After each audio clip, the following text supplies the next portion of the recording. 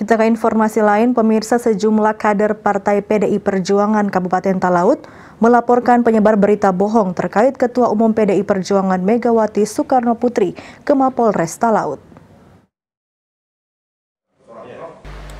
Menindaklanjuti beredarnya pemberitaan di media sosial oleh beberapa akun YouTube yang menyatakan Ketua Umum Partai PDI Perjuangan Megawati Soekarno Putri koma bahkan telah meninggal dunia, membuat sejumlah kader Partai PDI Perjuangan di berbagai daerah melaporkan hal tersebut, tidak terkecuali di Kabupaten Talaut.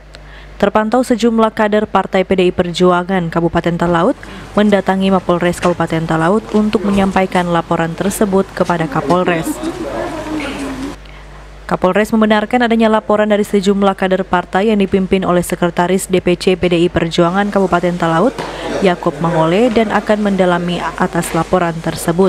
Oleh Kasat RC, tentunya ini nanti kita pelajari ya, sejauh mana nanti terkait dengan laporan tersebut.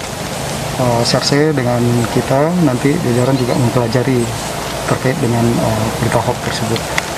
Oke, siap. Makasih Pak. Sementara itu, Sekretaris DPC Partai PDI Perjuangan Kabupaten Talaut yang juga selaku Ketua DPRD Kabupaten Talaut mengatakan hal ini dilakukan kader partai untuk sebagai dukungan dan rasa hormat kepada Megawati Soekarno Putri yang merupakan Ketua Umum Partai PDI Perjuangan.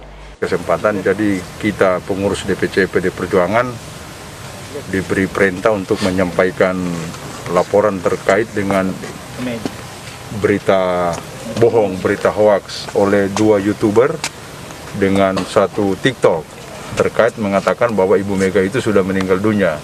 Nah, oleh karena itu sebagai kader partai kami merasa dirugikan terkait dengan berita itu, karena di mana-mana sampai saya pun sebagai sekretaris partai jadi dipusingkan dengan berita itu. Oleh karena itu ya kita atas perintah dari pengurus partai di atas, kita hari ini semua seluruh Indonesia juga ya menyampaikan laporan, dan kita terima kasih kalau Pak Kapolres menerima kami dengan sangat ramah, sangat luar biasa, dan tentunya kami serahkan mekanismenya kepada pihak kepolisian untuk menangani kasus ini. Barangkali ini terkait ini.